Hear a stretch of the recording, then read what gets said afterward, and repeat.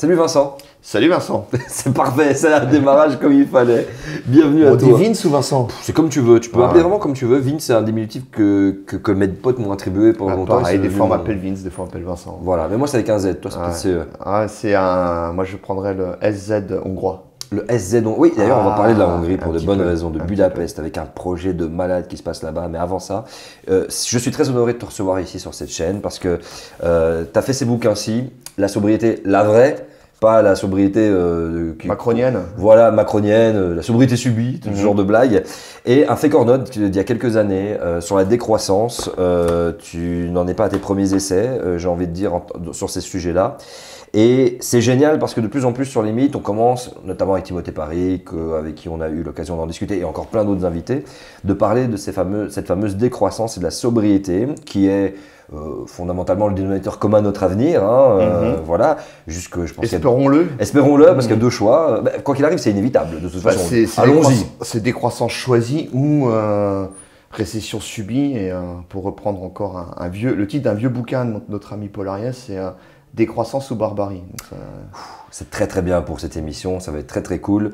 D'ailleurs, n'hésitez pas, vous de votre côté, si vous nous écoutez sur Spotify déjà, coucou à vous, et si vous nous regardez sur YouTube, de diminuer la résolution de cette vidéo parce qu'elle promet d'être longue, ça fera du bien, vraiment. Et de vous abonner, de commenter tout au long de cette vidéo s'il y a des anecdotes que vous voulez rajouter.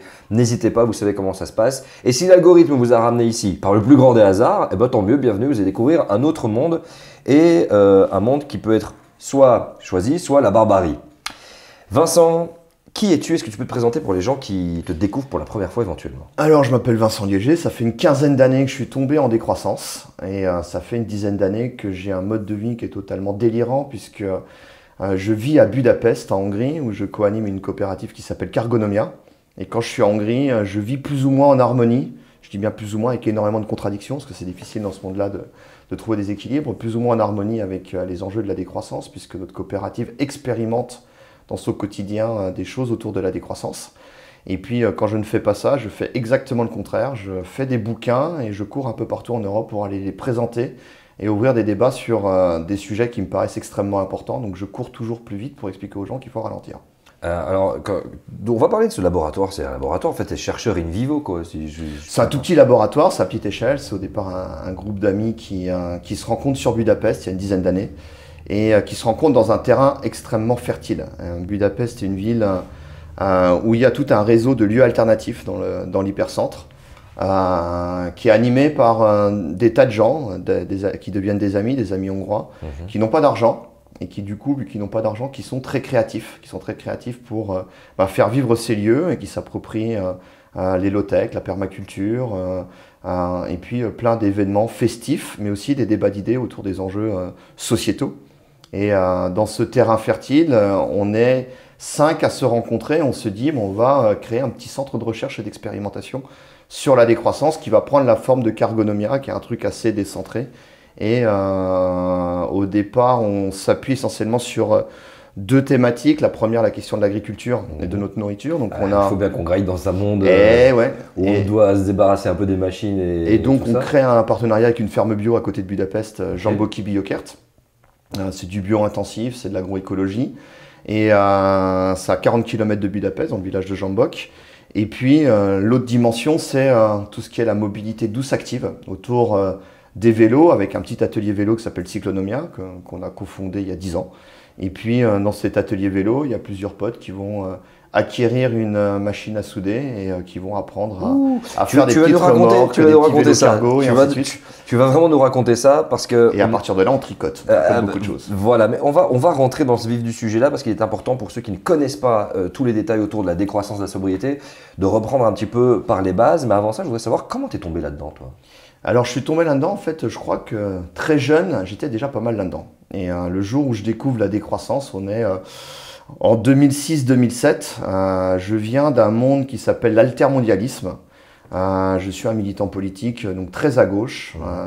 L'altermondialisme questionnait de manière assez virulente le capitalisme, le néolibéralisme et par extension aussi l'impérialisme culturel qu'il y avait derrière. On était dans les années 2000. Faciliter tout ce système-là. Voilà, on était dans les années 2000, on était dans une décennie où la guerre était déjà présente, on l'oublie, elle était un peu plus loin de chez nous, elle était intimement liée déjà aux enjeux pétrole. Tu parles de l'Irak, forcément. Je parle de l'Irak, je parle de l'Afghanistan, exactement. Donc on est en plein dans cette période-là.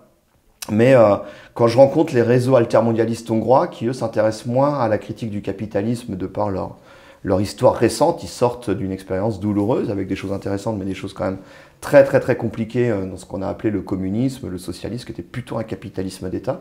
Oui. Et eux s'intéressent moins à la critique du capitalisme, mais ils s'intéressent beaucoup aux enjeux environnementaux. Et dans un premier temps, en tant que gauchiste de cette période-là, je ne comprends pas bien. Je me dis, mais qu'est-ce qui nous ennuie avec leurs petits oiseaux, leurs papillons, etc. Alors qu'il y a des gens qui meurent sous les bombes de l'impérialisme états-unien ou de l'OTAN. Il y a des gens qui n'ont pas de boulot et qui galèrent, les inégalités explosent, etc. Et petit à petit, je chemine et quelqu'un me parle de Nicolas Georgescu-Roegen. Étant ingénieur de formation, je comprends très bien ce qu'il dit parce que Georgescu-Roegen, il a un peu le même parcours que moi. Il commence par les mathématiques, il s'intéresse aux sciences physiques et puis il va vers l'économie. Et puis il se rend compte que tous les modèles économiques dont dépendent notre modèle civilisationnel, le capitalisme, le néolibéralisme, qui régissent nos règles de vie ensemble aujourd'hui dans la société, ne prend pas en compte les lois de la physique. Alors, tout processus économique qui consiste à aller chercher de la matière, à la transformer, à l'échanger, etc., est fondamentalement physique et doit respecter ces lois de la physique, et en particulier la deuxième loi, la loi de l'entropie. Mais attention, parce que comme les ressources naturelles sont illimitées, voilà. Et parce qu'elles sont gratuites, tu vois le délire. Enfin, ça, c'est Jean-Baptiste Say, ouais. C'est les premiers traités de convention économique. Mais exactement. Et là, d'un seul coup, j'ai le déclic. Je dis, ah oui, mais les enjeux sociaux sont intimement liés aux enjeux environnementaux. Et je dirais que d'un seul coup, ça me permet de connect the dots. Ça me permet vraiment de connecter les différents points et ainsi de suite. Et puis, en 2006, je découvre ça et je découvre qu'il y a un mouvement qui s'appelle la décroissance, qui est né 5 ans plus tôt en France. Et je saute dedans, je télécharge tout ce qu'on peut télécharger. On était encore un peu au début de l'Internet, il n'y avait pas encore des chaînes YouTube merveilleuses comme celle où je parle aujourd'hui. Et je vais chercher, je rentre en France, je vais chercher les bouquins, le journal de la décroissance et tout. Et puis très vite, je rencontre tout ce beau monde et ma vie change totalement, mais ça n'a pas vraiment été des explications qui m'ont fait changer de manière de penser. Ça m'a plus aidé à mettre des mots sur des choses que je ressentais déjà. C'est fort. Tu sais, moi, la décroissance, c'est un mot, au début, ça m'intéressait. Je me suis dit, voyons voir de quand il en retourne. Forcément, à partir du moment où, comme je te le disais un petit peu hors antenne, et peut-être que les abonnés de cette chaîne sont au courant, je viens d'un monde de néolibéralisme, de communication, de marketing, de radio, de télévision, de réseaux sociaux, d'influenceurs, et on fait la promo, et on se fait sponsoriser, et on incite tout le monde à faire un peu la même chose que soi, et c'est trop génial, mais en fait on est très malheureux derrière. Et la décroissance, c'est du bonheur, c'est ce que j'ai pu constater, même si je n'expérimente pas du tout, puisque je suis dans un système qui ne pense pas comme ça. Quand je parlais de décroissance avec des gens importants, des patrons de médias, des patrons, des patronnes de médias en Belgique, ils disaient « Non, tout mais pas ça !»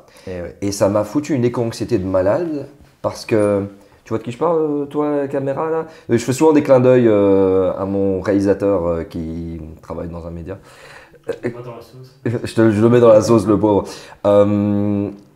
Cette personne a tout de suite rejeté ça. Et pour un média de service public, donc qui a pour but de faire en sorte que les gens sachent ce qui est en train de se passer et puissent avoir les meilleures perspectives d'avenir pour les meilleurs projets de société possibles, pour le maximum de monde possible, je te jure que ça m'a foudroyé. Pourquoi il fait peur ce mot, décroissance? Alors il fait peur parce qu'il a été choisi à dessein pour faire peur, avec une intuition. Alors l'idée va venir de nos amis casseurs de pub à Lyon, qui est un collectif d'activistes qui font la désobéissance civile et qui alertent sur l'agression publicitaire. On est à la fin des années, je dis pas de bêtises, 90, début des années 2000. Et ils alertent sur le fait qu'on est dans une société où la publicité joue un rôle extrêmement central et extrêmement toxique, puisqu'elle a pour objectif de venir happer nos désirs, de venir manipuler nos cerveaux pour nous faire désirer des choses dont on n'a pas vraiment besoin. La publicité est faite par des gens tout à fait brillants, c'est des gens qui ont beaucoup de talent, un certain talent artistique, intuitif, sur comment faire passer des idées, comment attirer le regard, etc. De façon inconsciente. Et oui, et aussi un talent assez rationnel, assez froid, dans le sens où ils ont une très bonne compréhension de comment fonctionne un cerveau humain, d'un point de vue psychologie sociale, d'un point de vue neurosciences, sciences cognitives, etc. Et ils veulent alerter sur à quel point c'est un outil extrêmement dangereux, extrêmement toxique, en particulier quand il s'oriente vers les enfants et qui est au cœur de cette machine dans laquelle nous vivons aujourd'hui qu'on peut appeler une société de croissance. C'est-à-dire que la croissance, elle a besoin de publicité pour nous faire désirer toujours plus de choses qu'on va devoir aller acheter. Et qui plus est, la publicité va utiliser des outils comme les peurs, mais encore plus les frustrations. Donc on va créer une société de surabondance frustrée. Donc plus on va acheter, plus on va être happé par la publicité, on va désirer. Donc c'est un cercle infini qui ne s'arrête pas. Et donc ils souhaitent alerter là-dessus. Et puis en parallèle, il s'intéresse notamment Nicolas Georgescu-Roegen que je citais juste avant, dont les écrits majeurs publiés dans les années 60-70, je pense notamment à son article majeur qui est l'économie et la loi de l'entropie, les processus économiques et la loi de l'entropie, désolé je réfléchis en anglais, justement, donc il publie un article, puisqu'il publiait ses articles universitaires en anglais, il publie un bouquin en 79 avec Jacques Greenwald et Ivo Rens, qui est un recueil de tous les textes de Georgescu-Roegen. Donc on est en 1979, et par rapport à ce que Georgescu-Roegen met sur la table, ils disent le meilleur titre déjà à l'époque, c'est la décroissance. Et les casseurs de pub retombent sur ce bouquin-là, et se disent, ah non, mais il a raison, c'est extrêmement intéressant, et ce mot est extrêmement intéressant, parce qu'il fait peur dans une société de croissance. Nous vivons dans une société qui est organisée autour de la religion de la croissance, et donc il faut un mot qui est assez ambitieux et exigeant, mais qui s'attaque au cœur du réacteur. Disruptif, révolutionnaire. Exactement. Et la deuxième intuition, ou l'intuition centrale, qui s'avère extrêmement juste 21 ans plus tard, puisque le mot est lancé dans le débat public en début 2002, donc il y a tout juste 21 ans, en février 2002, c'est qu'ils anticipent le greenwashing. Et je ne sais pas si à l'époque le mot existait déjà, mais ce qui est certain, c'est qu'à l'époque, le mot n'était pas entré dans le langage courant comme c'est le cas aujourd'hui. Je n'ai pas besoin d'expliquer ce qu'est le greenwashing, tout le monde comprend. Et ils se disent, mais par rapport à des prises de conscience sur les enjeux environnementaux qui commençaient à naître au début des années 2000 de manière extrêmement timide, on commençait à parler du dérèglement climatique, de la chute de la biodiversité. On parlait un peu plus dans cette période-là des questions de pic de production de pétrole, de la raréfaction qui allait venir des énergies et d'un certain nombre de ressources dont on a besoin pour la société de croissance. Ils se disent, si j'étais publicitaire, qu'est-ce que je ferais? Je ferais du greenwashing. Donc il nous faut un slogan, il nous faut un porte-drapeau qui ne soit pas récupérable par le système dominant. Et depuis 21 ans, malheureusement, leur intuition s'est avérée extrêmement juste. Depuis 21 ans, on assiste systématiquement, les uns après les autres, à la récupération par le système dominant, à la cooptation, le fait de vider de son sens, de dévoyer. Beaucoup de slogans ou de concepts, certains étaient plus ou moins bancals, d'autres étaient tout à fait sérieux, portés à chaque fois, dans tous les cas, par des gens sincères au départ, systématiquement dévoyés. Ça a commencé avec le développement durable. Ouais. Un autre exemple extrêmement spectaculaire, c'était l'économie du partage, qui est un très très beau concept. Nous travaillions beaucoup avec eux au départ, c'était l'idée de mettre en commun des espaces, de mettre en commun des outils. Par exemple, quand je voyage, je vais être accueilli dans des appartements d'autres personnes qui vont me les prêter sur une base de l'économie du partage, une base gratuite. C'est devenu un business. C'est devenu un business et l'idée c'était aussi d'optimiser les espaces. Ouais. Et c'était tellement bien récupéré par la logique du système que ça a fait exactement le contraire. Là, on était censé partager les espaces dans les plus beaux endroits. On a vidé de leur population les plus beaux endroits pour faire du Airbnb. L'économie du partage est devenue, avec le capitalisme, l'ubérisation du monde. Exactement. Et puis le dernier en date qui m'a gâché mon automne, pas totalement.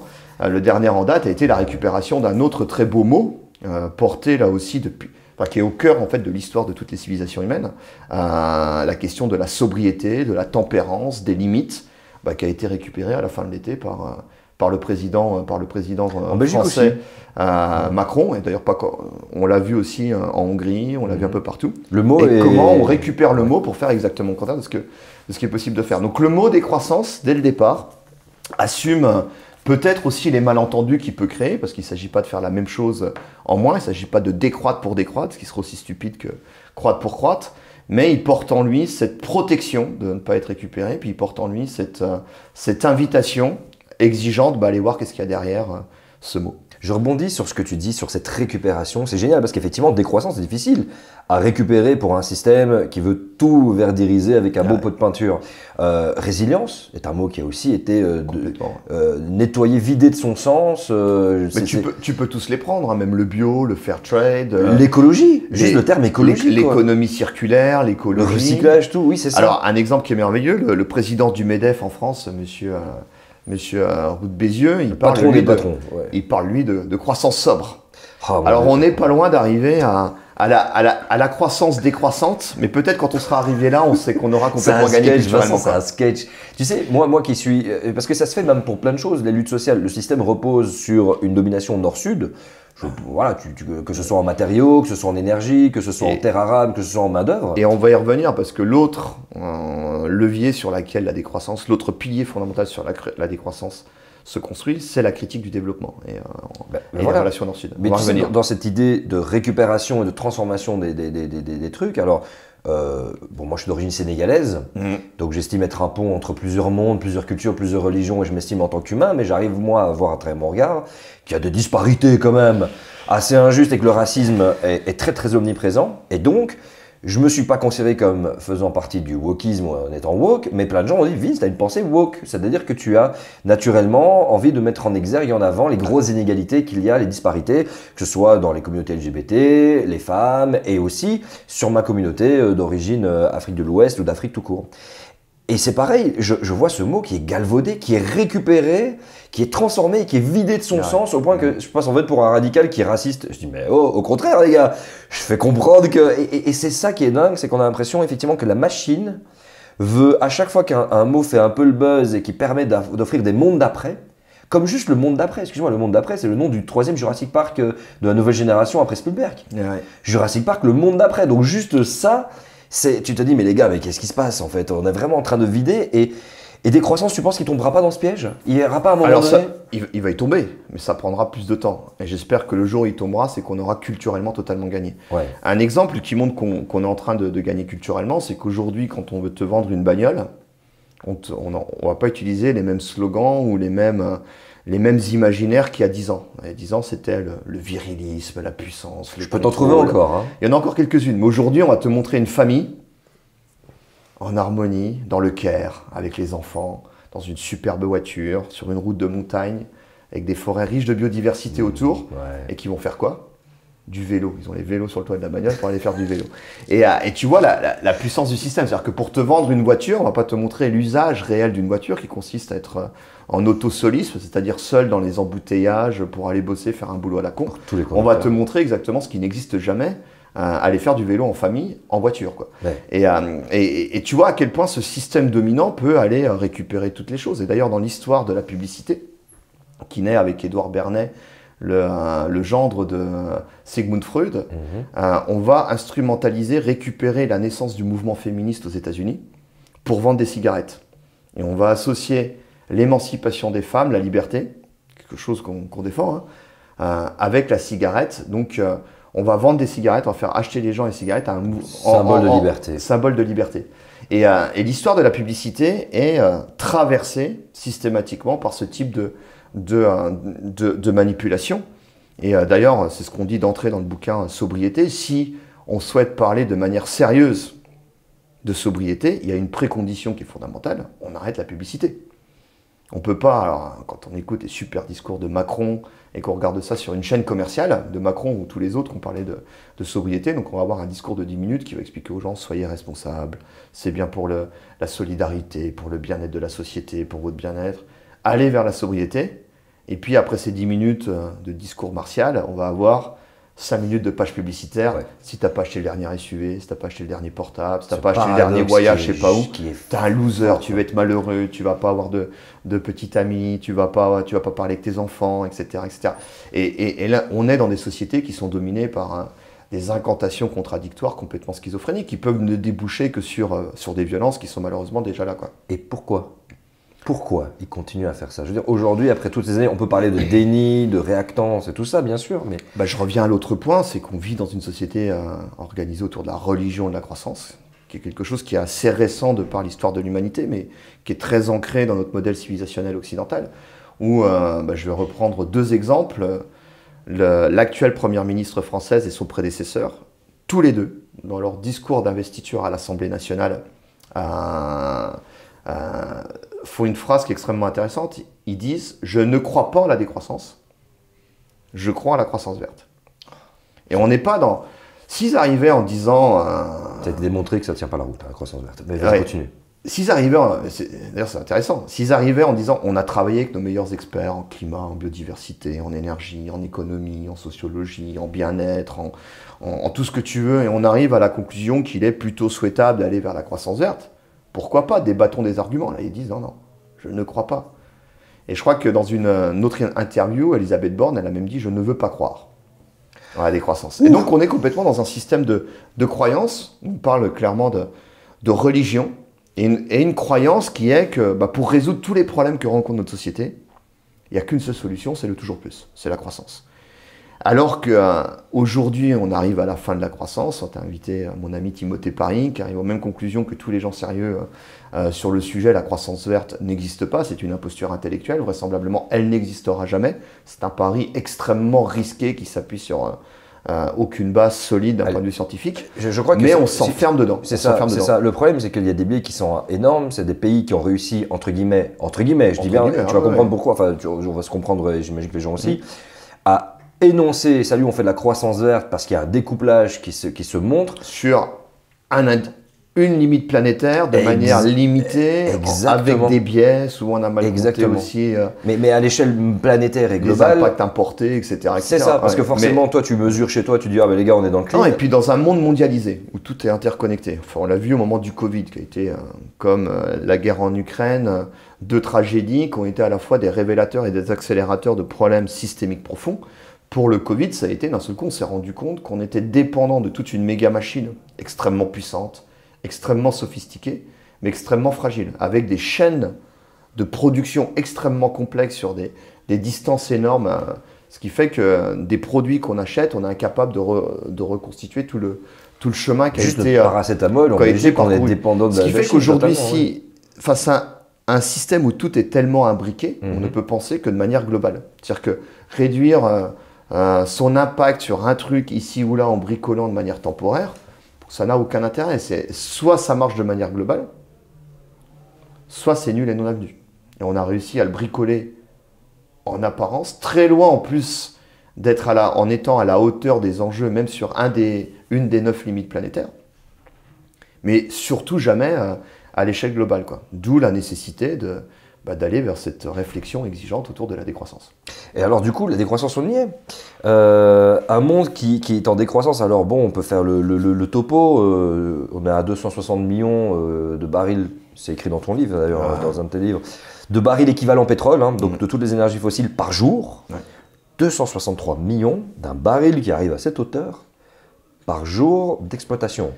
C'est renversant comme truc. On commence le bouquin par un 24 heures, quoi. Une journée dans ce monde. Et une fois de plus, cette consommation, ce tirage global en ressources naturelles, que ce soit les énergies, donc je rappelle, on dépend à 80% des énergies fossiles, que ce soit l'ensemble des matières premières, hein, tout ce qui est l'extractivisme de métaux, etc. On peut rajouter la question de l'eau qui nous a rattrapé l'été dernier, qui nous rattrape là en ce moment. Ça fait des semaines et des semaines. On est au 32e, 33e jour sans pluie dans cette période. C'est une problématique pour s'il y a un cas de sécheresse plus intense. Voilà, donc on est rattrapé par tout ça. Et on a essayé de commencer le livre avec Isabelle Brockman qui co-signe ce livre avec moi, avec un certain nombre d'indicateurs qui alertent, qui font prendre conscience qu'autour de ce qui est cette illusion de liberté de consommer, d'un mode de vie dans lequel nous sommes aujourd'hui, derrière il y a des impacts environnementaux, énergétiques, de matières premières considérables. Et puis je vais rajouter un truc autour de ça, il y a aussi, on est dans une période très particulière de l'histoire de l'humanité.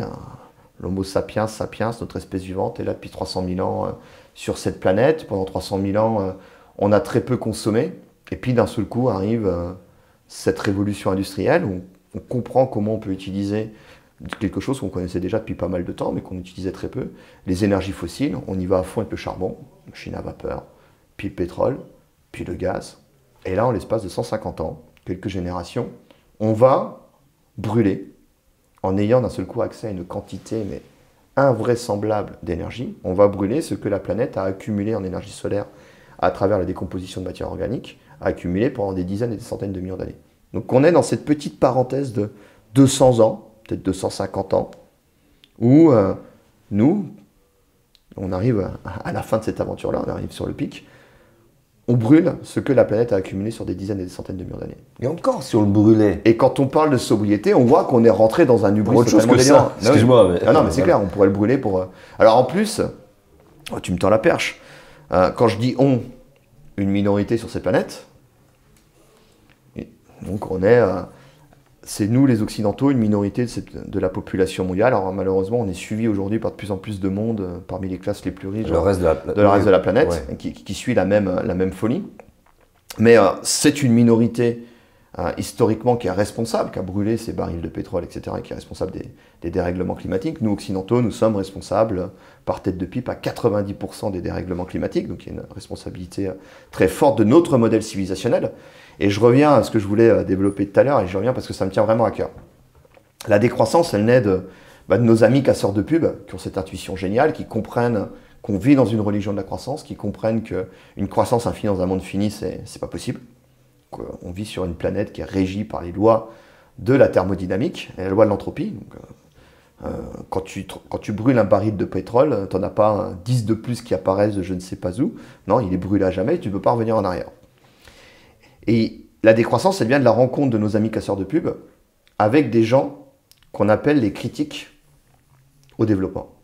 Et parmi ces gens, c'est extrêmement intéressant de savoir des gens qui vont venir à la fois des pays du Sud, qui vont nous dire, les cocos, là, vous occidentaux, vous êtes bien gentils avec votre développement, mais dans votre truc, il y a énormément de problèmes. Le premier, c'est que vous nous imposez de manière impérialiste un modèle civilisationnel. Le développement naît, tel qu'on le connaît, en 1949, avec un discours du président des États-Unis, Harry Truman, sur l'état de la nation, où il dit, il y a des pays développés et il y a des pays à développer. Et d'un seul coup, on rentre dans une logique où une civilisation décide du sort des autres. Dit, on a trouvé la recette gagnante, les gars, et on va vous l'expliquer partout dans le monde. Vous êtes des abrutis, on va vous expliquer ce que c'est que la vie bonne. Et les pays du Sud, ils nous disent, bon, nous, la vie bonne, on ne vous a pas attendu pour la découvrir. En plus, ça arrive à un moment où on rentre dans une période décoloniale. Donc le développement va être un outil qui va permettre de perpétuer le colonialisme, accompagné de cet impérialisme culturel. C'est ce que Aminata Traoré, l'ancienne ministre de la culture du Mali, appelle le viol de l'imaginaire. C'est-à-dire qu'à travers la colonisation, le développement, on a aussi colonisé avec la publicité, avec les outils le cinéma, les séries, les médias de masse, etc. On a colonisé des imaginaires pour embarquer tout le monde dans cette même folie. Mais nos amis des pays du Sud et puis les autres qui sont critiques du développement, qui sont des gens des pays du Nord, mais qui sont allés visiter, qui sont allés rencontrer les pays du Sud, ils se rendent compte qu'on est à côté de la plaque, etc. Ils nous disent aussi, mais c'est pas uniquement que vous nous pillez nos ressources, que vous détruisez nos cultures, que vous nous exploitez pour vous permettre de vous approprier toutes les ressources et d'avoir des modes de vie consuméristes, non soutenables, etc. En plus, vous n'êtes pas heureux.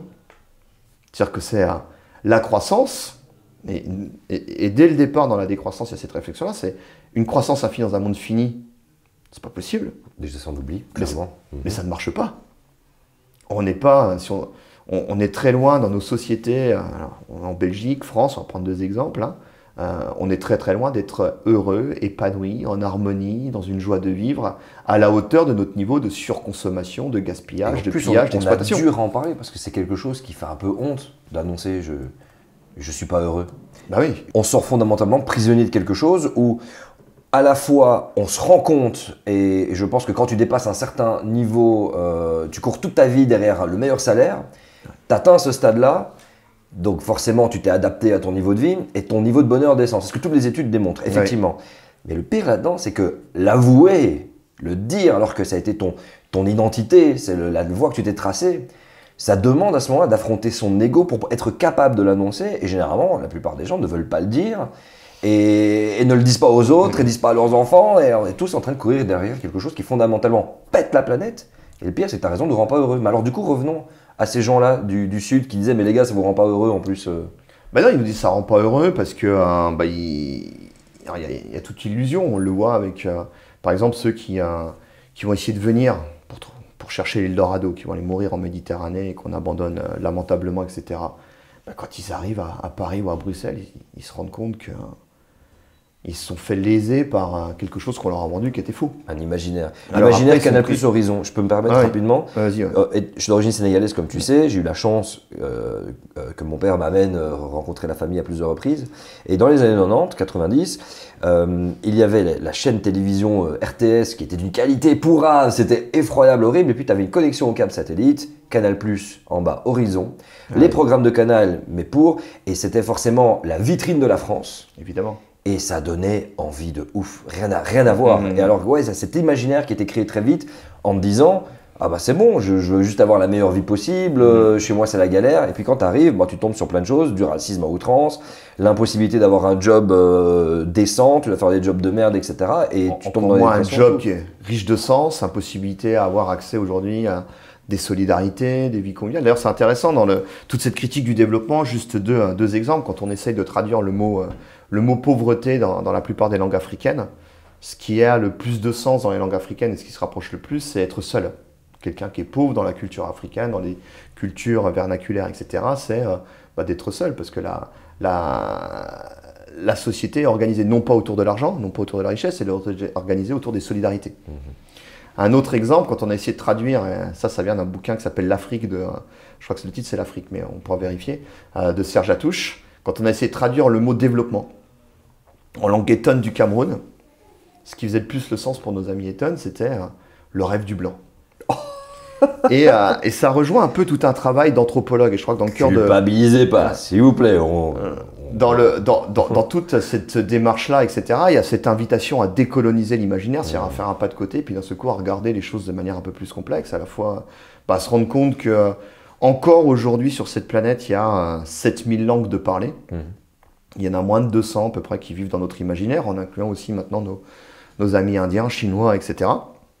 Mais la majorité des cultures restent encore à l'écart, très très loin de cette folie croissanciste. C'est-à-dire que quand on parle de sobriété, la vraie, en fait, ça a traversé l'ensemble des cultures, des civilisations. L'archi-majorité des cultures d'Homo sapiens sapiens, de notre espèce vivante sur cette planète, ont toujours créé des traditions, des règles de vie communes, des spiritualités, des religions, etc., qui posaient la question des limites. Ils ont toujours compris que pour être heureux, que pour être libre, il faut s'auto-instituer des limites qui permettent ma liberté s'arrête là où la tienne commence, etc. Ou là, d'un seul coup, il y en a d'autres qui ont fait cette erreur-là par le passé, elles se sont plantées aussi.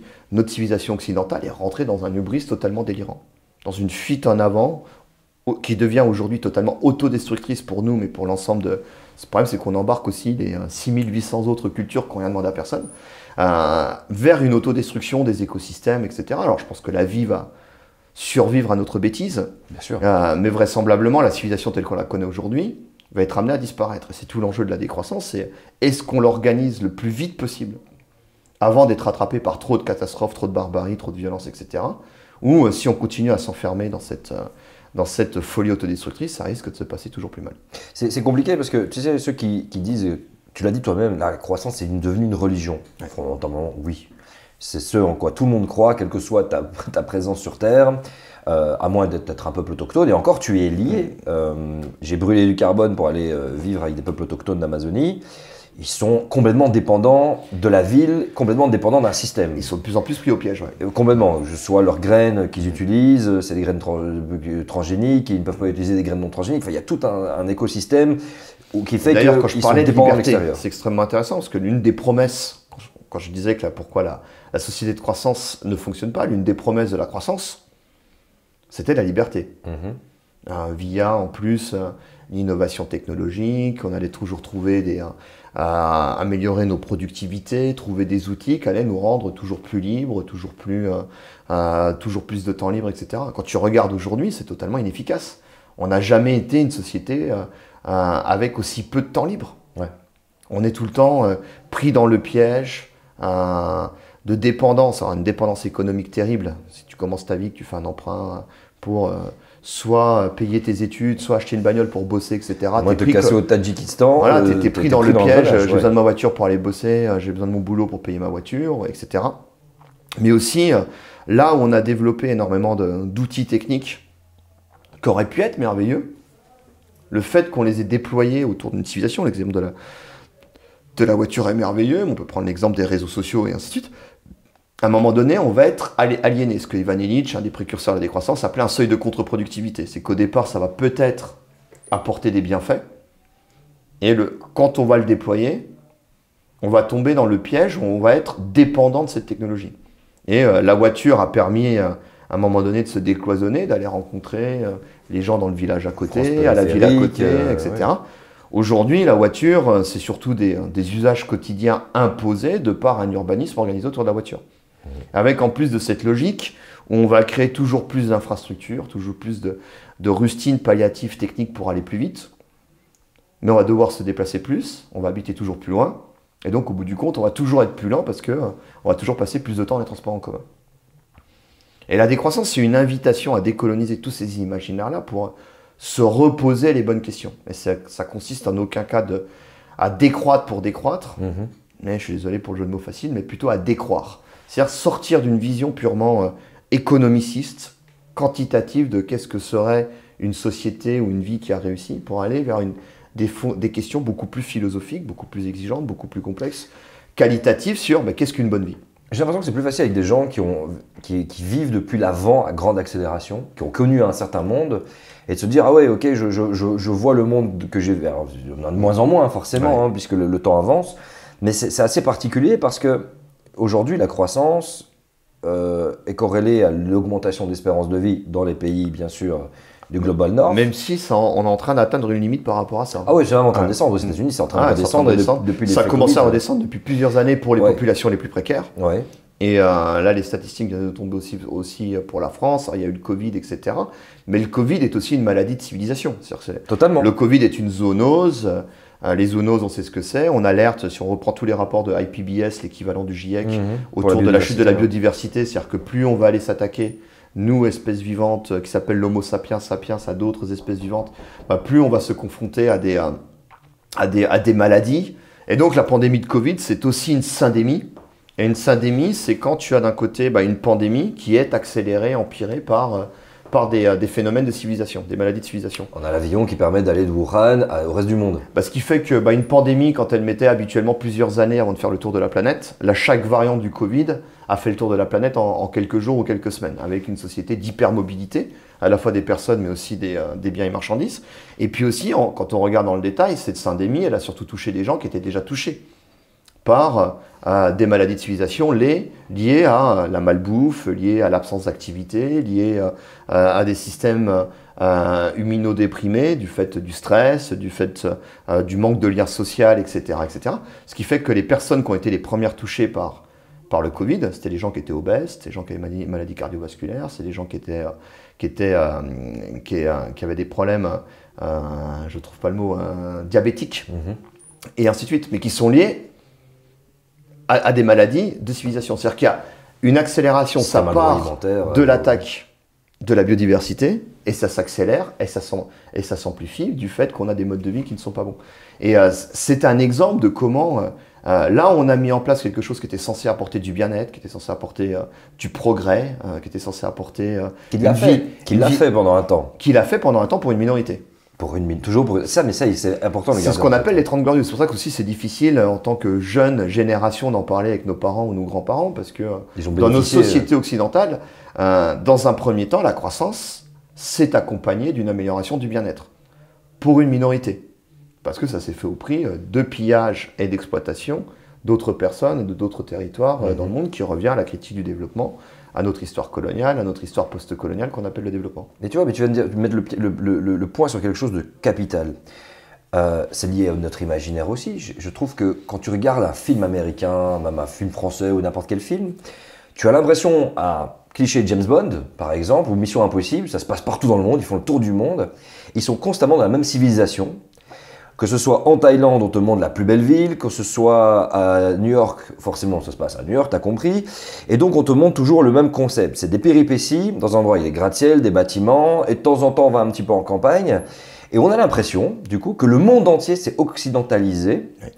Alors qu'en fait, pas du tout. Là, on est en train, je veux dire, c'est pas 8 milliards de personnes qui vivent comme ça. C'est environ 7,5 milliards, voire 2 milliards maximum, et l'immense majorité ne vivent pas dans ces conditions-là. Mais donc, jusqu'à parasiter notre imaginaire, c'est dingue, parce qu'en fait, c'est comme si notre vision du monde était complètement biaisée. Alors c'est et qui nous fait continuer à aller là-dedans. On a cette dynamique inversement proportionnelle où on est une minorité d'un point de vue culturel qui impose sa vision civilisationnelle à l'ensemble de la planète.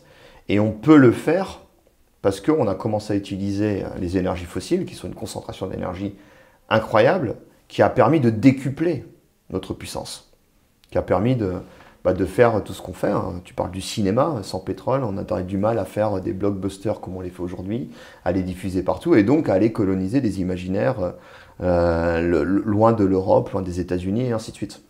Et alors, en plus, aujourd'hui, par exemple, on est dans un conflit avec l'Ukraine, donc on se regarde beaucoup le nombril quand on discute le retour de la guerre, mais quand on discute avec des amis qui viennent d'autres continents, etc., ils disent non, mais retour de la guerre pour vous en Europe, nous on la connaît depuis toujours, un peu partout, et ainsi de suite. Donc on oublie que les Occidentaux, on est une minorité, on est moins de 15% de la population mondiale, et on oublie qu'il y a d'autres imaginaires, il y a d'autres réflexions, d'ailleurs avec quelque chose qui peut être inquiétant, dont il faut prendre acte et qu'il faut réfléchir, c'est que beaucoup de nos amis des pays du Sud ne croient plus du tout dans l'arrogance des Occidentaux, ne croient plus du tout, et on l'a vu à travers les votes par rapport aux résolutions aux Nations Unies. Et ils se retournent vers la Russie. Voilà, ils se retournent vers la Russie, alors pas par adhésion à la brutalité de Vladimir Poutine, mais en disant attention aux 2 poids 2 mesures, nous on a vécu la même chose à l'inverse. Il ne faut pas oublier que la décennie 2000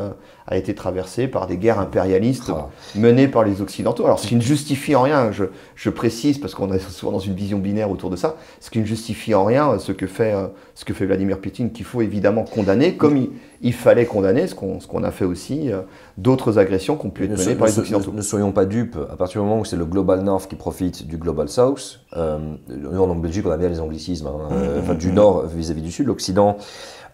Même si la Russie place ses billes et joue d'ailleurs le discours de lancement de la guerre. Poutine, à travers son cynisme, il avait parlé de ça. Mais il joue là-dessus. Enfin, il justifie l'injustifiable sur des crimes pour lesquels les Occidentaux n'ont pas été condamnés. Donc il touche la colonisation de l'Afrique notamment. En fait, plus, ce qui ne justifie en rien ce qu'il fait. Il faut être très clair Exactement. là-dessus. Et ce qui est mais effroyable, on est pris au piège. Mais c'est ça. En fait, ça me fait tellement peur parce que je te dis, je suis à l'entre-deux-mondes où je suis dégoûté par ce que l'Occident a pu faire sur le pays d'origine de mon père, et le Sénégal a été tracé, je veux dire, c'est la conférence de Berlin, on a tout tracé à la règle, quoi.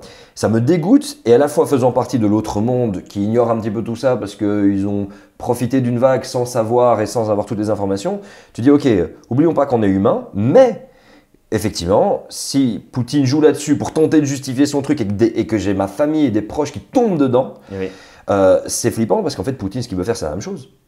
Il veut répéter le même modèle. Et c'est pour ça qu'il faut... c'est un modèle extractiviste pour s'accaparer des ressources qui sont des avantages stratégiques, militaires et économiques incommensurables. Et c'est ce que la décroissance invite à faire à travers une pensée un peu plus complexe et sortir un peu des visions binaires dans lesquelles nous sommes enfermés aujourd'hui, le gentil, le méchant, l'Occident contre le reste du monde, etc., etc. Et j'évoquais au départ que moi je viens d'une culture politique qu'on appelait l'altermondialisme, qui est malheureusement mort avec le choc qu'il y a eu autour du 11 septembre 2001, où on a dû se positionner. Vous êtes avec nous ou contre nous, disait George W. Bush à l'époque.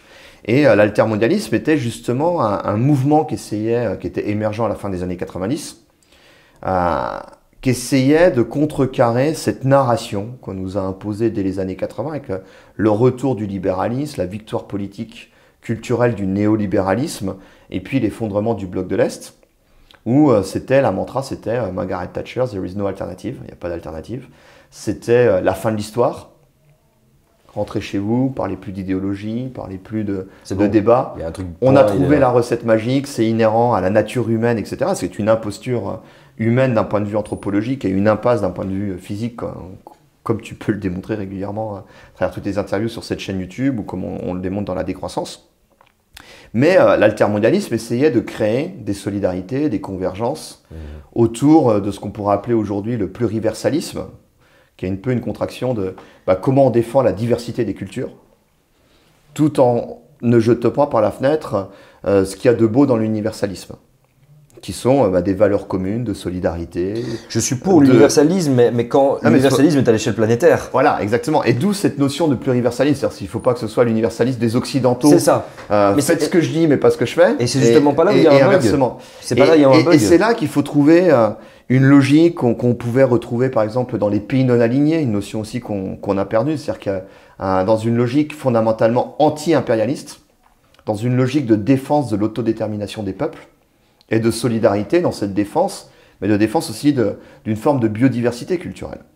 Et sortir de ces visions binaires, vous êtes avec nous, vous êtes contre nous, il y a le bien, le mal, il y a les gentils, les méchants, alors qu'aujourd'hui, on est toutes et tous embarqués dans cette fuite en avant autodestructrice qui va nous pousser à la guerre, parce que face à la raréfaction des ressources premières, dans une situation où tout le monde court après toujours plus de croissance, ça risque de mal se passer. Ça, c'est la fameuse non contrôlée, la décroissance qui n'est pas choisie, celle qui nous tombe dessus. Et justement, petit exercice de pensée, je flippe, Vincent. Je flippe parce que les grands changements idéologiques ont toujours eu lieu avec des grandes guerres.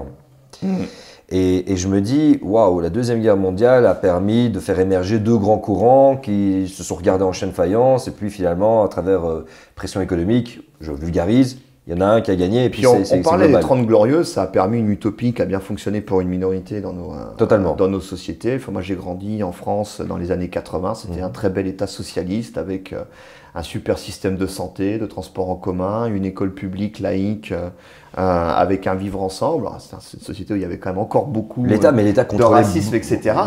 Et il y avait des choses tout à fait très belles qui sont nées du Conseil national de la résistance après la Seconde Guerre mondiale et ainsi de suite. Mais ce qui me fait peur, Vincent, il y a un truc qui me fait peur. Enfin, je te laisse terminer. Non, et je vois que tu vas en venir, mais je t'ai coupé, je m'en excuse. Je pense qu'on va arriver à la même conclusion. Ouais. Mais voilà, c'est ça, c'est ce grand changement de décroissance. Et attention, je ne veux pas rentrer de nouveau facilement dans une vision binaire. D'ailleurs, dites-moi ce que vous en pensez en commentaire. Mais est-ce qu'on ne se dirige pas vers une véritable guerre mondiale et mondialisée entre un système de croyance qui est celui de la croissance et de toutes les innovations possibles, imaginables, sachant qu'il ne faut pas jeter toutes les innovations, mais possibles, imaginables pour continuer à croître, et l'autre, celui de la décroissance en mode on ne veut plus de ce système-là, qu'on va se bagarrer, et que si le gagnant est le plus fort pour l'instant, c'est celui qui détient les capitaux qui permettent d'entretenir une guerre. Mais on sait que faire des guerres de guérilla, ça peut fatiguer l'ennemi. Les Américains s'en souviennent avec, j'allais dire la Thaïlande, mais le Vietnam.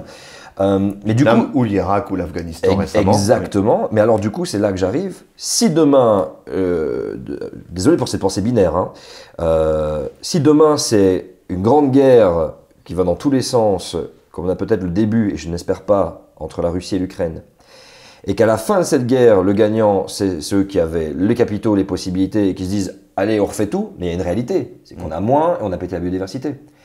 Moi, ce qui me fait peur, en fait, c'est que la suite de cette guerre, avec c'est une élite, c'est les 1% qui, entre guillemets, contrôlent cette idée-là, qui décident de dire « ok, bon bah, on a fait la décroissance, pas de problème, mais nous, on se garde tous les flux de matière, tous les flux d'énergie, pour un groupe extrêmement restreint, et qui va littéralement de l'autre côté rasservir absolument tous les peuples pour le profit d'une extrême minorité. Et que de l'autre côté, si nous gagnons éventuellement, nous créons un autre monde, mais qui est beaucoup plus basé sur des territoires entre eux, et qui collaborent entre eux, etc. etc.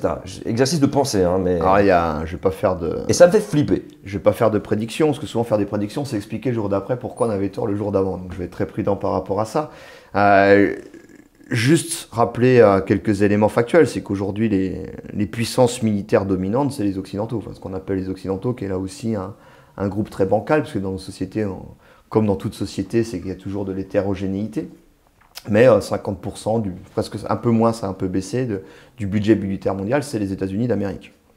Donc la Chine arrive. La Chine arrive. La Chine est en train d'arriver rapidement. C'est pour ça que ça c'est passé en dessous. Je crois qu'on a 46%. Il faudra vérifier les chiffres, je ne veux pas dire de bêtises. Les USA toujours devant, mais la Chine, hop là. Et ça augmente. Mais si tu prends les 3-4 suivants, tu vas prendre Russie, France, Angleterre, Chine, etc., tu vas atteindre péniblement 25%. Tu es encore à la moitié de la puissance militaire états-unienne. Et il y a une question, quand on parlait avec le mouvement altermondialiste et d'autres mouvements, les pays non alignés, où il y avait des choses très complexes, etc., et contradictoires, cette lutte anti-impériale doit passer aussi par une démilitarisation. Et là, aujourd'hui, on est dans une escalade extrêmement inquiétante, une escalade militaire, mais qui n'est pas nouvelle. On l'avait déjà dans les années 2000, autour de du contrôle des énergies fossiles, qui sont fondamentales pour le fonctionnement de nos économies. Et pour moi, la seule piste qui permet de sortir de cette escalade, c'est la décroissance dans les pays qui consomment le plus, avec une diplomatie exigeante. La diplomatie, ce n'est pas quelque chose d'enfant de cœur, c'est du dialogue, c'est du rapport de force. Mais une diplomatie exigeante, en s'appuyant sur des institutions qui malheureusement sont les seules dont on hérite encore aujourd'hui, qui ont été décrédibilisées, en particulier par les États-Unis, lors de la décennie 2000 avec la guerre en Irak, qui sont les Nations Unies, et d'aller tendre la main à l'ensemble des populations du monde pour dire les gars, on arrête la folie là. Si on part dans la course à l'échalote pour les ressources qui nous restent et que tout le monde se met à aller vers la croissance, c'est la Troisième Guerre mondiale assurée. Si on commence à prendre conscience, et les gens commencent à prendre conscience, je pense que les politiques ne sont pas complètement stupides non plus, si on pose sur la table le fait, non, on a un gâteau à partager qui a un stock fini de ressources, etc. Et si on va tous vers la croissance avec ça, le gâteau il n'est pas extensible, voire même il va falloir le réduire aujourd'hui par rapport à ce qu'on a l'habitude de consommer et qu'il va falloir beaucoup plus partager et qu'on avance ensemble. Et d'ailleurs, quand on regarde les citoyennes et les citoyens à travers le monde, partout, que ce soit dans les pays du Sud, dans les pays du Nord, ils le comprennent très bien, ils s'en emparent, que ce soit à travers leurs imaginaires, à travers des changements de comportement de consommation dans les pays du Nord, à travers la mise en place d'initiatives citoyennes qu'on va exploser partout à travers le monde. Enfin, l'Afrique est un laboratoire de créativité autour des low-tech merveilleux. Parce qu'il n'y a pas le choix. Ouais, mais on a énormément de choses à aller apprendre auprès de ça. Comme Cuba, qui a été beaucoup critiqué autour des low-tech, de la permaculture, d'une transition agricole sans pétrole, etc.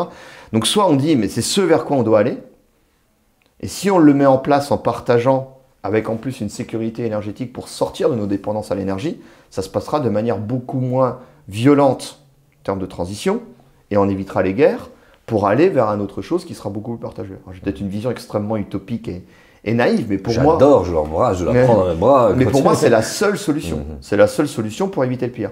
Mais si on continue à s'enfermer dans cet aveuglement de croissance, de discours binaires, les gentils, les méchants, et de fuite en avant guerrière, qui plus est pour nous, Européens, on est quand même assez rigolo, parce que nos politiques européens, ils parlent de croissance sur la base de ressources qu'on n'a pas ici. Oui. Donc, quasiment... Ou quand on commence à rouvrir des mines, c'est le cas par exemple en Serbie, vu que c'est intéressant, on part vers la transition dite écologique, vers le tout électrique, donc il nous faut du lithium. Donc on a découvert des mines, des quantités importantes de lithium en Serbie, donc d'un seul coup les Allemands, puis les Canadiens, et maintenant les Chinois, se disent super, on va faire de la Serbie la plateforme de production, d'extraction minière de lithium. Ouais. Alors naturellement, les locaux, à juste titre, disent ah, vous êtes bien gentils, mais le lithium, l'extractivisme autour du lithium, c'est beaucoup d'eau, c'est beaucoup de pollution. L'eau qui devient une tension aussi en Europe. Et puis dans la même veine, la Hongrie, là où j'habite, Viktor Orban a décidé de faire, il vient de comprendre la transition écologique bidon, le greenwashing. Il veut faire de la Hongrie la plateforme européenne de production de batteries, pour qu'on continue à utiliser dans les embouteillages seuls, pour aller faire des boulots à la con, des SUV électriques. Et là, compris l'intérêt de business parce qu'il y a une demande. Et donc là, c'est que les Sud-Coréens, les Chinois, l'industrie automobile allemande, etc. Puis là, les gens pareils commencent à se lever. Et disent, non mais on se retrouve face aux tensions hydriques que l'on commence à rencontrer. Le choix, ça va être, soit on est capable de bouffer, de boire, de se laver, soit on fait des batteries électriques pour, une fois de plus, les Occidentaux, alors c'est ce qu'on appelle des pays semi-périphériques, la Hongrie ou la Serbie, donc ça va être l'Europe de l'Est, l'Europe centrale, l'Europe des Balkans, qui va devenir, comme c'est la Chine aujourd'hui, mais vu qu'on a des problèmes avec les Chinois, donc on va reporter ça sur des pays un peu plus près pour refaire la même chose. Et toujours cette fuite en avant, et toujours les mêmes tensions sociales, toujours des populations qui vont être exploitées et qui vont subir les pollutions pour qu'une minorité continue cette illusion de liberté de consommer, cette illusion de progrès, cette illusion de confort matériel. Et maintenant, la décroissance. Qu'on va choisir. Là, c'est celle qu'on choisit, c'est celle qu'on se dit, ok les gars, on se met tous d'accord, qui nous amène forcément, parce que c'est aussi à titre individuel, au-delà des entreprises, des industries et de la politique, la sobriété, la vraie. Moi maintenant, je veux être sobre, je chope ton livre, qu'est-ce que ça me dit sur ma façon de pouvoir diminuer ma pression sur les limites planétaires? Alors je suis désolé, je commence d'abord dans ce livre, il y a beaucoup de bons conseils pratiques que les uns, les unes, les autres peuvent éventuellement s'approprier. Sachant que nous ne sommes pas toutes et tous égaux dans cette société quant à notre capacité à aller vers la vraie sobriété, qui est signe d'émancipation, d'autonomie, de joie de vivre, de partage, etc. Donc on va y revenir. On commence par une longue introduction avec ma co-autrice Isabelle Brockman. On commence par une longue introduction pour rappeler que une sobriété qui ne serait pas accompagnée de transformations systémiques majeures, ça ne fonctionne pas. Parce que la sobriété, contrairement à ce que dit Madame Borne, la première ministre française, ça ne veut pas dire... Elle dit la sobriété, attention, ça ne veut pas dire faire moins, c'est pas la décroissance. Alors, si ça ne veut pas dire faire moins, il faudra qu'on explique ce que ça veut dire. C'est ça, oui, exact. Ouais. Alors que pour nous, la sobriété, ça veut dire à un moment donné de consommer moins, ce qui peut dire aussi des fois consommer mieux, partager mieux, etc. Mais consommer moins, donc produire moins, donc échanger moins, donc faire moins de croissance. Et dans une société de croissance comme nous vivons, moins de croissance, en général, ça se passe mal, ça se transforme en récession. Qui dit récession, dit augmentation du chômage, dit augmentation de la paupérisation, dit augmentation voilà, et des violences et tout ça. Des inégalités, de la violence sociale, et puis aussi une déstabilisation extrêmement inquiétante de nos démocraties qui sont aujourd'hui dominées par l'abstention dans les urnes, qui sont dominées par les polarisations, par la montée des extrêmes, la montée des populismes, etc. Donc, la culture est toujours il faut atteindre cet idéal. Donc, mettre en place la sobriété sans l'accompagner d'un projet de décroissance, c'est-à-dire d'une redéfinition des règles économiques qui régissent nos organisations sociales, nos contrats sociaux, en général, ça se passe très mal. La deuxième chose, elle doit s'accompagner aussi d'une cohérence. Parce qu'aller expliquer aux plus pauvres, qui sont déjà dans une situation d'austérité subie, qu'il va falloir aller serrer la ceinture, sans en parallèle aller dire aux plus riches, qui sont vraiment ceux qui doivent se serrer la ceinture, que la sobriété les concerne, ça se risque de mal se passer. Donc là, la sobriété, ou sobriété la vraie, doit s'accompagner d'une logique extrêmement ambitieuse de redistribution, de partage, de solidarité. La croissance, pourquoi nos élites oligarchiques ou technocratiques sont si attachées à la croissance, c'est que la croissance a permis à repousser toujours plus tard la question des inégalités et du partage. Tant qu'il y a de la croissance, les plus pauvres acceptent les inégalités. Parce qu'il y a la promesse, je vais me serrer la ceinture. Rêve américain. Mes enfants, je vais accepter ma vie de merde, dans mon boulot de merde, avec des conditions de travail extrêmement précaires, etc. Parce que mes enfants, grâce à la croissance, auront accès à une vie meilleure. Sans croissance, il n'y a plus cette promesse-là. Donc on est obligé de revenir, là aussi, à une forme de sobriété, sortir de cette hubris, à dire ah non mais le mode de vie des plus riches n'est plus possible. Il est ni soutenable, et il est ni généralisable pour des raisons environnementales, mais surtout, sans croissance, demain, il n'y a plus cette promesse pour que tout le monde y ait accès. Il n'y a plus cette utopie. Et on parle... Et donc, on redistribue, on partage. Je dois vraiment signaler un truc. Quand tu parles le mode de vie des plus riches n'est plus possible, on parle du mien. On s'inclut dedans. Alors, voilà. fait, c'est... Je sais pas comment tu vis quand tu es en Hongrie, on va y arriver. Ah bah avec beaucoup de contradictions comme malgré tout le monde, toute la sobriété que j'ai pu effectuer dans ma vie et mon changement, j'estime que je fais encore partie de... Non, il y a évidemment que nous, occidentaux, on doit se serrer la ceinture sur certaines choses. Et on pourra les décrypter, on reprend par levier de consommation les ordres de grandeur de combien on doit baisser quoi. Là, je vous invite vraiment à aller le choper, tu vois, parce que sinon on va spoiler tout ton livre, chopez-le quoi. Et en fait, à cette dynamique de proportionnalité, c'est-à-dire que plus tu es riche, plus tu as de capacité de consommer, et donc plus tu dois devoir repenser tes habitudes de vie. Et ce qui est intéressant, c'est qu'on essaie de faire... Plus tes capitaux sont quand même aussi dans des banques et ça, c'est la deuxième chose, c'est-à-dire en plus tu es riche, plus tu vas avoir des leviers où tu vas pouvoir décider d'aller soit vers la décroissance, soit vers la croissance. Mais en général, les plus riches, ils ne vont pas investir en disant « Ah, il y a un groupe de jeunes là, qui veulent monter un projet en permaculture, donc je vais leur filer mes terres gratuitement, et ils vont faire un commun, ils vont faire les choses. » C'est encore très marginal. Hein. c'est très très marginal. Ça arrive, c'est intéressant, mais c'est très marginal. En général, c'est plutôt comment je vais spéculer sur le truc, quoi. Oui, mais même ton argent qui dort en banque, Voilà. il sert à des investissements dans le fossile. Et donc, il y a toute une réflexion sur les redistributions. C'est ce que Piketty met en évidence sur les inégalités qui ont atteint des niveaux sans précédent dans l'histoire de l'humanité, qui ne sont pas uniquement des inégalités de revenus aujourd'hui. Et il faut poser la question du revenu maximum acceptable, de ce genre de choses, mais qui sont essentiellement des inégalités de patrimoine et de spéculation sur le patrimoine. Et donc, sobriété, la vraie, va amener à se poser la question de revenir au commun. Il y a une croyance un peu que c'est quand même grâce à la croissance qu'on a sorti des gens de la pauvreté. Ouais, ça, c'est, Et que du coup, il y a une centaine d'années, on avait beaucoup plus de pauvres qui mouraient jeunes, etc. etc. Et donc, par exemple, quand tu dis ça, ça peut paraître contre-intuitif, peut-être pour certaines personnes, si tu peux développer. Alors, c'est une réécriture de l'histoire. Donc on dit toujours l'histoire est écrite par les gagnants. Et je renvoie par exemple aux travaux, il faudra que tu l'invites si tu ne l'as pas encore fait, je crois pas que tu l'aies encore fait, François Jarriche, qui est un grand historien On le fera, alors. qui réécrit un peu l'histoire de manière juste sur justement toute cette fable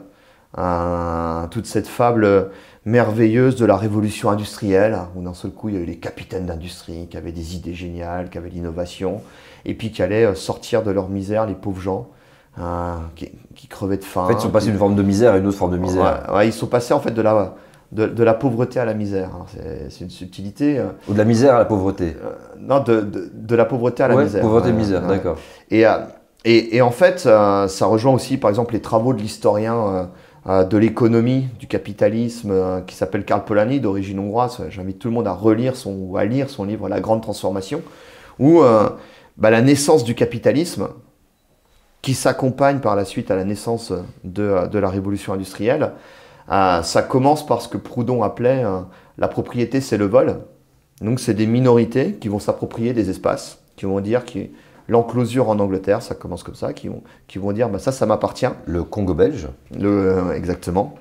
C'est grand. Hein. Ouais. C'est une époque.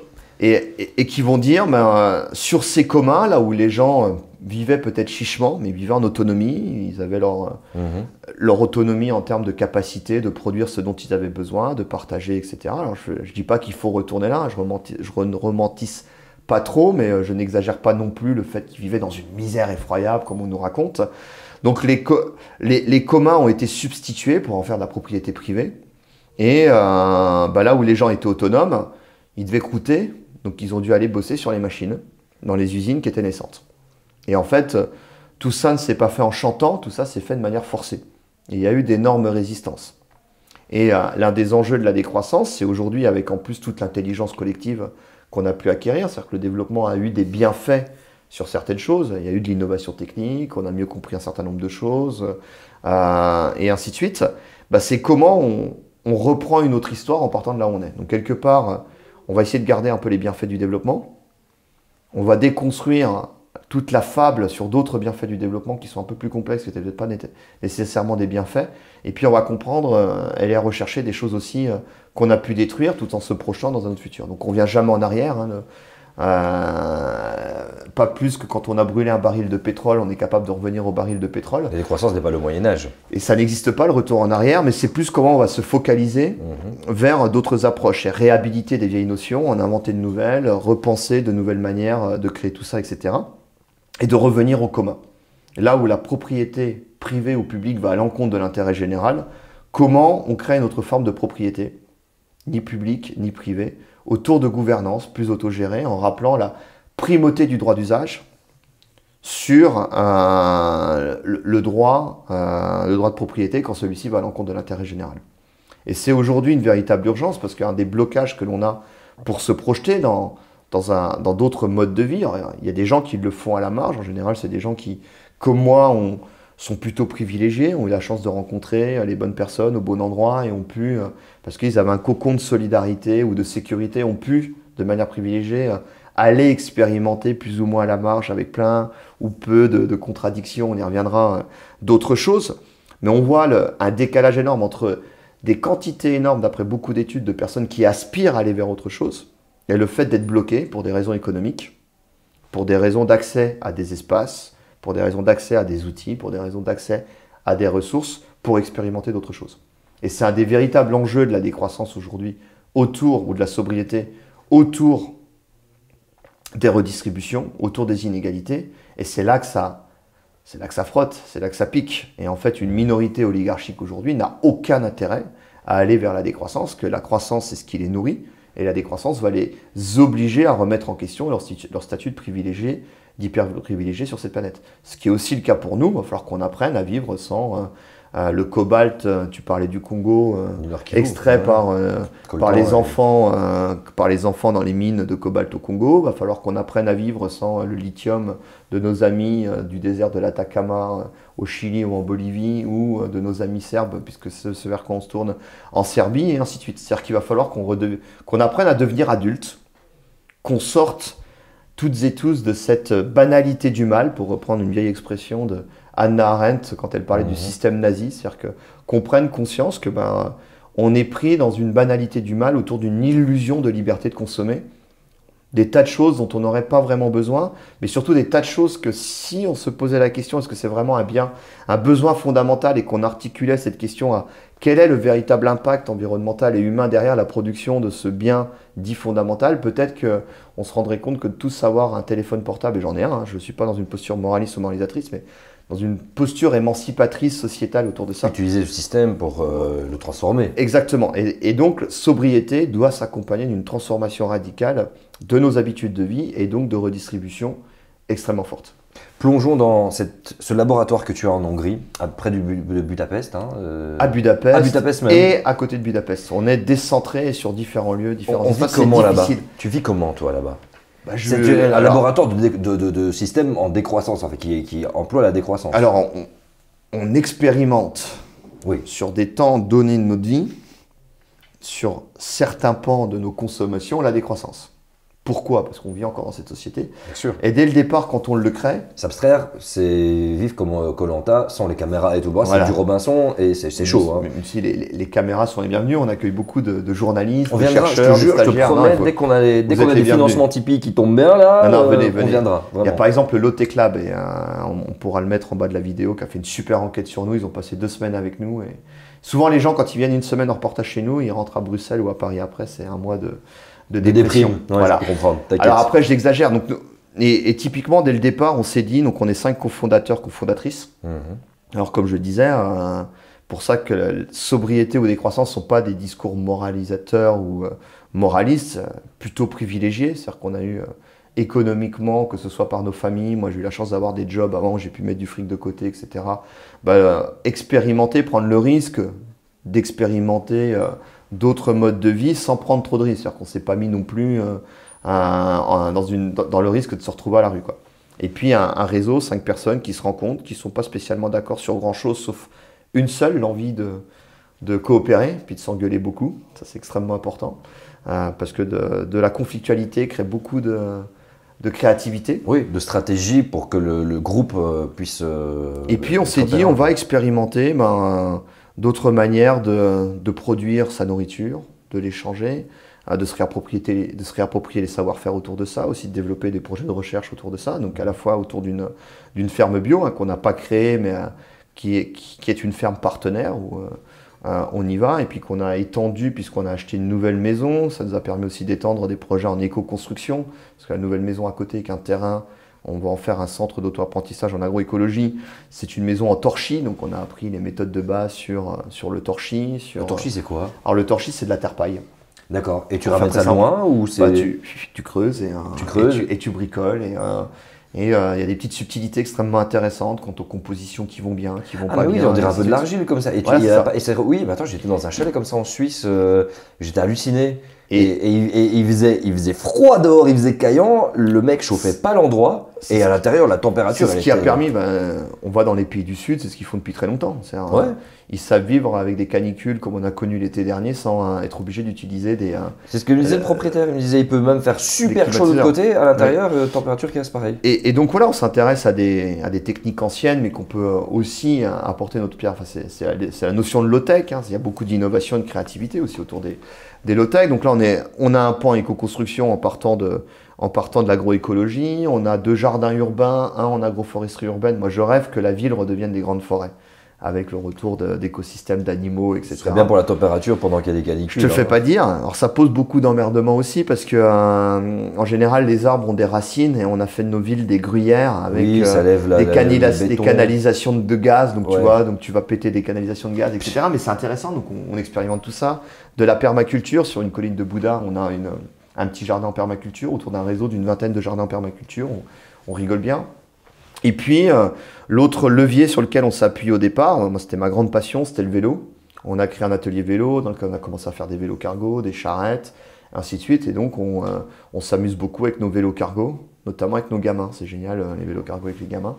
Et puis, vu qu'on est plusieurs à être devenus parents ces dernières années, gros focus aujourd'hui sur les questions éducationnelles, les questions solidarité intergénérationnelle. Et moi, personnellement, les autres, chacun son équilibre de vie autour de ça. Moi, je passe en moyenne un tiers de mon temps autour de Cargonomia, où je vais avoir plus ou moins une vie en cohérence avec les principes de la décroissance. Je dis plus ou moins avec toujours beaucoup de contradictions. J'habite dans un appart bourgeois dans le centre de Budapest, même si on a commencé au départ en coloc dans le même appart dans le centre de Budapest. Mais donc, plus ou moins de contradictions. Et puis, les 2 tiers de mon temps, je pense que c'est essentiel parce que je vis comme dans un pays qui est aujourd'hui dominé par Orban. Donc, on aurait pu vivre très bien dans notre petit village à côté de Budapest, en harmonie avec nos idées, la petite communauté où tout va bien, tout le monde est content, tout le monde il est gentil, on ne consomme pas de pétrole, on mange bien, on vit bien, on n'a pas froid l'hiver parce qu'on a une belle baraque en torchis, on a les énergies low-tech, etc. etc. Mais on est rattrapé par une société qui va ailleurs. Donc, c'est cet équilibre entre un tiers de notre temps en expérimentation, en immersion, et puis 2 tiers où on va être plus dans des projets de recherche, des projets d'écriture, des projets de conférencier, ou ce que je fais là aujourd'hui, aller dans les médias, aller faire du consulting, aller organiser des conférences ici ou là, aller un peu gratter, parce que je crois que et je crois que notre propos, c'est dans le bouquin qu'on a fait avec Isabelle Brockman, La sobriété, la vraie, toutes les bonnes pratiques que l'on propose à l'échelle individuelle, collective et même politique, c'est des choses que moi j'ai eu la chance d'expérimenter, pas tout, mais plus ou moins, et que des potes avec qui je vais discuter, etc., ont expérimenté. C'est-à-dire que on n'est pas en train de dire aux gens c'est super le vélo cargo avec les gamins l'hiver quand il fait moins 10 degrés. Non, on le fait et on sait que c'est super. On n'est pas en train de dire aux gens que de partager des tâches difficiles autour de festivals, autour de créativité sur comment on pourrait organiser notre rapport au travail, autour de projets agricoles, etc., c'est super. Parce qu'on a lu des articles universitaires qui nous disaient que c'était super. C'est un truc qu'on a expérimenté nous-mêmes. Ouais. On accueille aussi des stagiaires que je salue, où c'est un peu nos cobayes aussi, quoi. On regarde comment des jeunes stagiaires qui vont venir de grandes écoles, etc. On les mettra à la ferme, voir comment ils réagissent, réparer des vélos, comment ils vont réagir, comment ils ressentent le truc, comment on crée aussi quelque chose qui est extrêmement important pour nous. Et la ferme partenaire s'est créée un peu sur cette vision-là. Comment on crée aussi du dialogue dans nos sociétés entre différents mondes, entre la ruralité et la ville, entre des milieux plus de chercheurs intellectuels avec des gens qui vont être des coursiers punk, avec les gens du village qui vont être plutôt issus des populations de tziganes locales, qui vont être des employés agricoles, qu'on va impliquer aussi dans des projets de recherche, comment on va aller partager un peu toute notre expérience de manière critique. Avec, j'insiste, beaucoup d'humilité, et c'est pas la société parfaite. Le PFH, putain de facteur humain et précieux de facteur humain, est au cœur de notre projet. Et d'ailleurs, c'est souvent choquant pour les stagiaires qui arrivent. On dit super, on a trouvé l'utopie décroissante, ça va arriver, tout le monde se fait du bisou du matin au soir. C'est toujours dépendant de l'extérieur et de on se plein de dispute facteurs. du matin au soir et on y prend du plaisir. Ouais. Et c'est vraiment, pour moi, c'est un des enjeux, c'est comment tu refais société en te réappropriant de l'autonomie, en explorant d'autres manières de produire, de partager, d'échanger, en voyant qu'est-ce qui marche pas. Des fois, tu as des trucs qui vont bien marcher avec certaines personnes, d'autres avec moins. On a par exemple, c'est un truc merveilleux qui est un de nos plus beaux projets. On a une quinzaine de vélos cargo qu'on a mis en libre accès autour d'un système, une plateforme de vélos cargo partagés. Et ça marche sur la logique du don libre.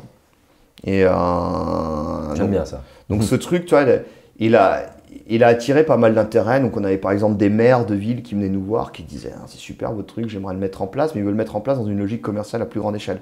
Et ils se heurtaient, alors comment vous faites pour gérer la question du vol? Comment vous faites pour gérer la question de la détérioration des vélos cargo? Combien vous chargez les gens en termes de coûts par utilisation du vélo cargo? Parce que ça a un coût la maintenance, etc. Puis on disait Non, mais quand tu le mets en place dans un réseau où les gens ont compris ce qu'était un commun, dans un réseau où les gens se connaissent, se respectent, etc., et que tu mets en place un truc sur une logique de gratuité, sans antivol, sans rien, mais le vol n'existe pas. La question de la détérioration elle n'existe pas. Quelqu'un qui peut, dans un usage, qui peut arriver, casser, il a compris la raison, bien sûr. Casser son vélo cargo, ça peut arriver, voilà, c'est comme tout outil, hein. Même dans un bon usage, tu peux arriver à le casser, ben, il va essayer de trouver une solution pour le réparer. Il va venir nous dire, je suis désolé les gars, j'ai cassé le vélo, etc. Il va pas le jeter dans et puis la on s'est Seine, rendu compte que dans la logique de don, sachant qu'on faisait ça dans une logique de gratuité, bah, les gens donnaient plus que si on a mis en place un système commercial. Et c'est un exemple parmi beaucoup d'autres. On a des projets de recherche. On a une doctorante qui a fait son doctorat à l'université d'économie à l'ANSU, qui a exploré ça, quoi, la place de l'économie de réciprocité dans l'écosystème cargonomial, les bienfaits, les limites, ainsi de suite. Donc on explore plein de choses comme ça dans une logique de se décoloniser l'imaginaire, de partager, d'ouvrir des débats dans la société. Et on est loin de dire qu'on a la solution magique pour tout, loin de là. Mais on a ce retour d'expérience qui montre que, en fait, on peut vivre très bien sans aller piller les ressources à l'autre bout de la planète, sans être obligé de bosser comme un idiot sur des bullshit jobs, etc., mais en se réappropriant de l'autonomie, des savoir-faire que l'on va partager, des outils qu'on va mettre en commun. Avoir chaque journée, moi c'est ce que je préfère dans Cargonomia quand on y est, c'est que chaque jour va prendre une forme différente. Un jour on va être des gamins dans un jardin en permaculture, le lendemain on va être à l'université avec des étudiants sur un projet de recherche, le jour d'après on va être... des vélos.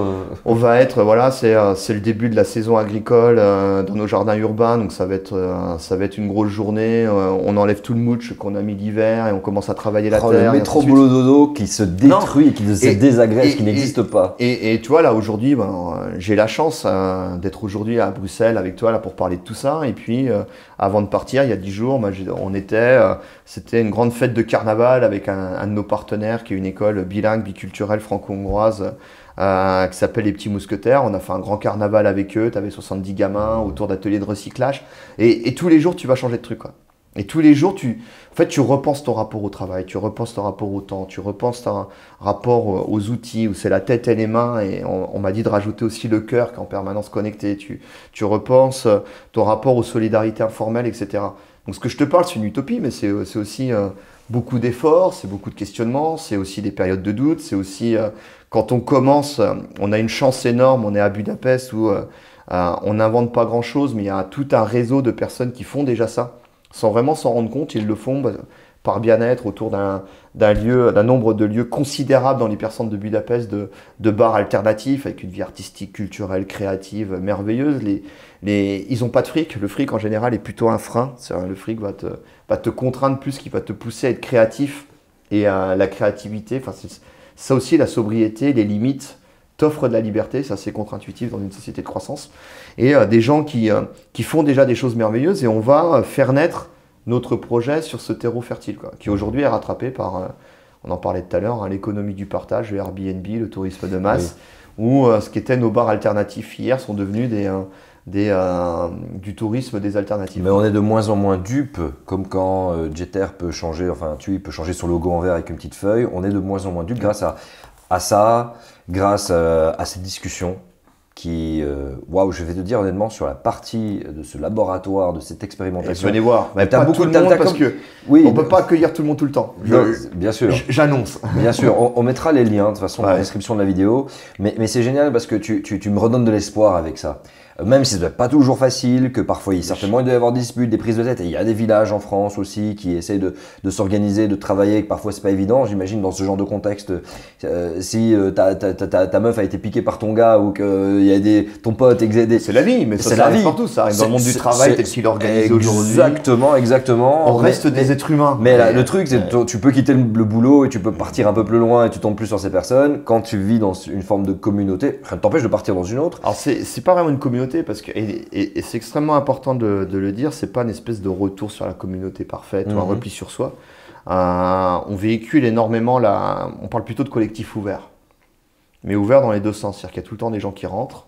Ça va être des stagiaires, ça va être si tu viens nous rendre visite, tu vas venir une semaine, tu vas avec tes caméras, etc.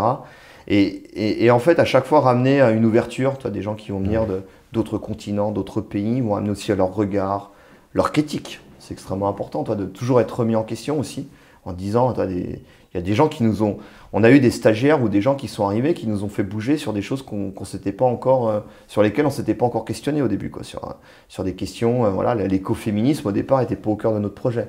On avait des copines qui sont arrivées, qui ont dit les gars, là, Coco, vous êtes 4 ingénieurs un peu virilistes, on va lever le pied, réfléchissez là-dessus. Donc on avance là-dessus. Donc le fait d'avoir tout le temps des gens qui arrivent te permettent aussi de te questionner, de sortir aussi de biais que tu peux avoir et ainsi de suite.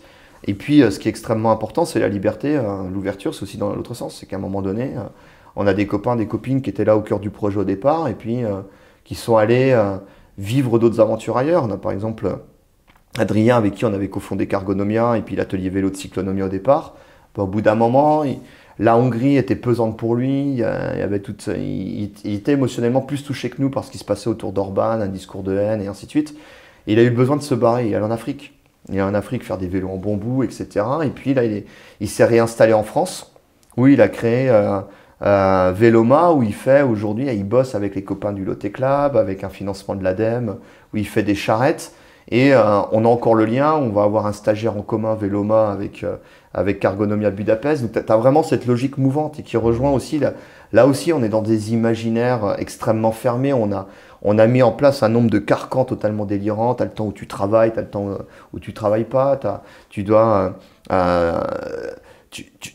t'ancres dans des territoires, mais tu voyages comme un con, tu n'es jamais vraiment dans ton territoire. Tu voyages comme un con tous les jours en bagnole pour aller bosser à 50 mètres de chez toi, ou les week-ends pour prendre un vol low cost pour aller faire un selfie à l'autre bout du monde. Donc c'est vraiment repenser tout ça. C'est-à-dire c'est pas qu'il n'y a plus de voyage, c'est pas au contraire, mais on vit différemment, quand on redevient à la fois nomade et sédentaire, mais nomade ancré, enraciné là où on est, on se rencontre, on partage et ainsi de suite, quoi. Donc c'est vraiment décoloniser les imaginaires et repenser la vie bonne. Il n'y a pas une recette, mais il y a autant de recettes qu'on est capable d'être créatif. C'est super beau. Ça donne de l'espoir et ça donne vachement envie. Est-ce que tu as un conseil pour les gens qui regardaient ou écoutaient cette vidéo et qui sont anxieux, stressés, dépressifs, qui se posent plein de questions, qui se remettent en question, et parfois des gens qui nous regardent et qui sont dans le fameux bullshit job, et on pense fortement à eux parce que c'est difficile de sortir de cet engrenage. Tu leur dis quoi, toi, Vincent? Je leur dis qu'ils ont raison d'être anxieux et qu'il ne faut surtout pas qu'ils culpabilisent par rapport à ça. Ils ne sont pas responsables pour ce que l'on vit. Donc quelque part, il faut être humble, hein, et l'humilité passe par ça aussi, le fait de faire le deuil du fait qu'on est dans une période où il y a de très très très bonnes raisons d'être anxieux. Et d'un autre côté, il y a de très très très très bonnes raisons d'être plein d'espoir, il y a de très très très bonnes raisons de se dire mais on est dans une période hyper intéressante parce qu'on arrive à la fin d'un modèle civilisationnel qui nous a enfermés dans pas mal de carcans idéologiques, ce que Serge Latouche pourrait appeler des concepts toxiques qui nous empêchent en fait de penser. Mais la fin de ce modèle civilisationnel, c'est ce dont je parlais un peu avec mon vécu, et un grand merci à toutes les copines et copains qui partagent avec moi, qui m'ont aidé aussi à partager avec moi à Cargonomia ce vécu-là. C'est aussi une période où on a énormément de monde à inventer, de monde, et j'insiste là-dessus. Et moi, je les invite à être humbles, à être patients. Face à l'urgence, il faut ralentir. Et puis, à commencer à cheminer là où ils peuvent.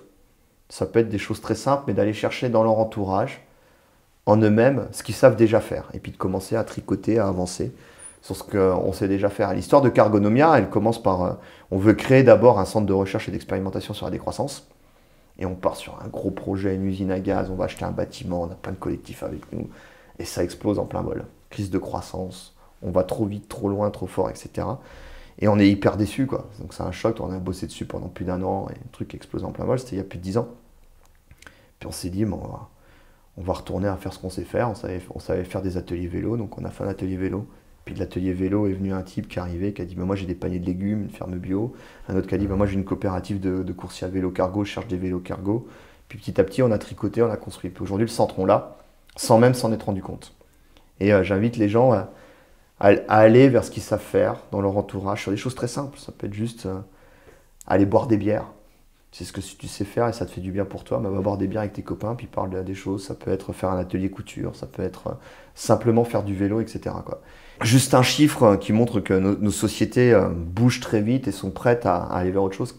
Dans un dossier de l'ADEME publié en janvier, donc là il y a quelques semaines, un monde 93% des Françaises et des Françaises aspirent à sortir totalement, partiellement du mythe de la croissance infinie. Et je crois qu'on a aujourd'hui beaucoup plus de gens qu'on ne le pense autour de nous, qui comprennent les enjeux, les défis auxquels on fait face aujourd'hui, Ou même le sang. et qui sont prêts à bouger. Et d'où l'importance de la décroissance, qui sont bloqués pour bouger. Donc allez voir, allez discuter avec le collègue, allez. Et pas pour convaincre, mais poser la question, toi, qu'est-ce que tu sais faire, qu'est-ce que tu aimes faire, et qu'est-ce qu'on pourrait faire ensemble, et comment petit à petit on pourrait commencer à cheminer ensemble. C'est le petit conseil avec humilité que je donnerais. On l'embrasse avec le plus grand des plaisirs. Décroissance dans la série Fait Cornote, c'est très important parce que ça permet de savoir exactement ce que c'est, hein, plutôt que le cliché on retourne au Moyen-Âge. Loin de là. Et la sobriété, la vraie. De toi, Vincent, avec Isabelle Brockman. Exactement. Je voudrais te remercier, c'était un moment incroyable. Merci à toi. J'adore Merci à toi. apprendre des choses, j'adore les partager. Donc, C'est ce que je fais à chaque fois en regardant vos vidéos. Donc, C'est continuez, vrai. c'est super. ben, faites pareil de votre côté, partagez cette vidéo si elle vous a parlé, si elle vous a touché. Vincent, que les choses se passent, force à toi et merci. Merci à toi.